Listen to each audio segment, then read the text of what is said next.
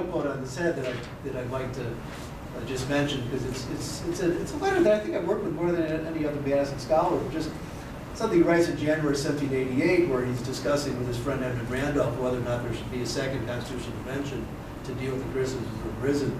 Madison writes, and I think this is a letter where the mask just drops for Madison the reactionary. Madison writes, "Whatever respect may be due to the rights of private judgment, and no man feels more of it than I do." That's to say, Madison has a deep Republican commitment in the rights of private judgment. I think that goes back to his interest in freedom of conscience and other things. He goes on, "There can be no doubt there are subjects to which the capacities of the bulk of mankind are unequal, and of which they must and will be governed by those with whom they happen to have acquaintance and confidence.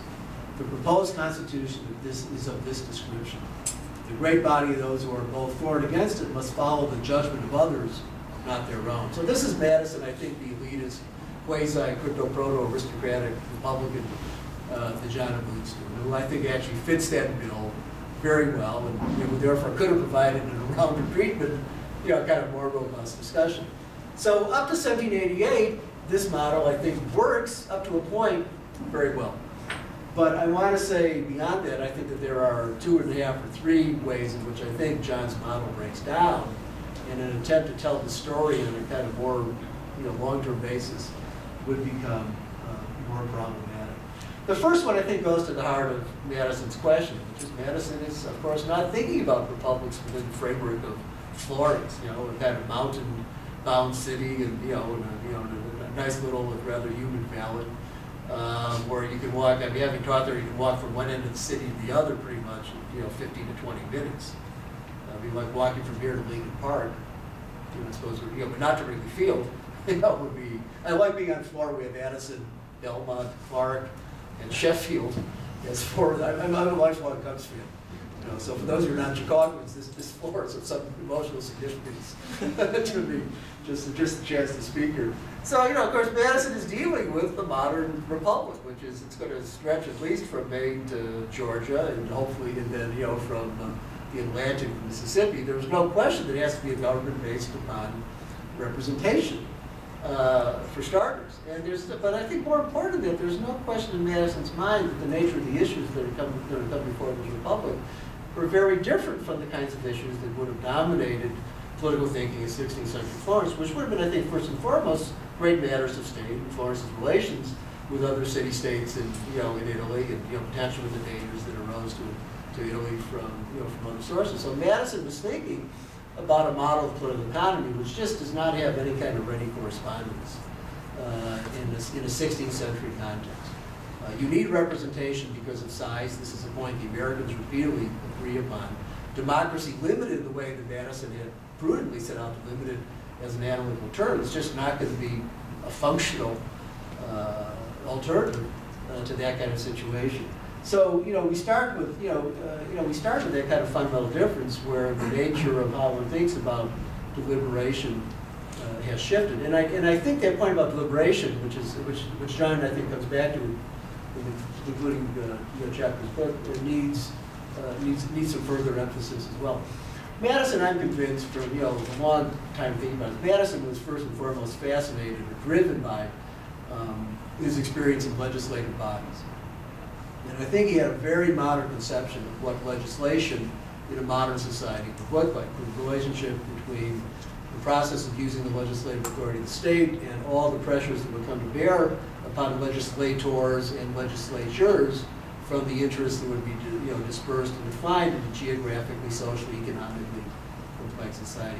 Madison, I think, was truly interested in the problem of legislative deliberation, which I think is an understudied problem in the history of political thinking. The question of how one thinks about legislation, and that's why I'm sorry that our colleague Jacob Soul can't be here, because I was just reading his book on, what's his name? The French guy, Colbert. Colbert's fascination with collecting information in multiple forms. You've got a great book. I've learned a lot from it. But I think the question about legislative institutions function in this way. So I think the whole notion of how Madison thought about deliberation was, putatively a very modern one, and goes well beyond what Machiavellian was thinking about. So that's point number one. Second point, which I think is closely tied to this, that may deserve separate mention is, you know, if you look at the American Constitution that Madison helped to found, and Madison wanted to move away from the principle that where annual elections end, slavery begins. And Madison felt that it's important, as other Federalists came to think, it's important to give legislators some time in office. Now, one defense of that is you want to try to insulate them from the body politic. You don't want them subject to election every year. You want to cut them some slack so they're not immediately subject to kind of political pressures at every interval. So Madison would have thought 3 or 4 years would have been better. But another part of that story is, which I think is a more interesting part, is legislators would need longer terms, not just to be insulated from the people, but so that they would be able to learn what it is they were supposed to deliberate about. That's to say, the point of a 2 or 3 year term was it would itself be a learning process. And then legislators coming from different parts of the country would need to have the capacity to actually find out what it is they needed to know before they would be capable of acting. So there again, you see a kind of concern with the nature of deliberation, which I think, qualitatively goes beyond Machiavelli. And then the third point I'll just make in passing, which I think ties in with some of John's themes, but needs of the 18th century formulation, is the Madison who was deeply skeptical about public opinion in 1787, 1788, was not locked into that position. And that's where I think the difference between Madison and Machiavelli. Machiavelli is driven out of politics and never gets back in.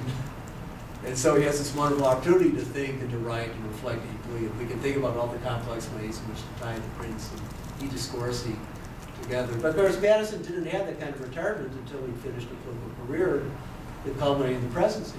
I happen to think, and I've written about this biographically, he's a deeply empirical thinker, exactly the way Machiavelli is, except his deep empiricism was rooted in the actual conduct of public events. So very quickly, by the 1790s, you start to see Madison thinking and rethinking some of the positions that he'd adopted in the 1780s. And I think that deep conservatism about public opinion, about how you mobilize it, or I should say maybe his deep fear about it, or his anxieties about it, I think that gets moderated pretty quickly. When Madison starts writing essays, what are called the party press essays in 1792, is already thinking about public opinion in a much more creative way. It's a wonderful book on the subject. I don't know if other people on the panel know it, by Colleen Sheehan, James Madison, the Principle of Republican Government or Self-Government, which actually is a wonderful account of how the French writers influenced Madison. So that I think that kind of dynamic conception of public opinion is, was something that was not available to Machiavelli. So what I'm trying to say here is it seems to be, thinking about Madison the way that I do, I think it's quite useful to think about him as a latter-day Machiavellian.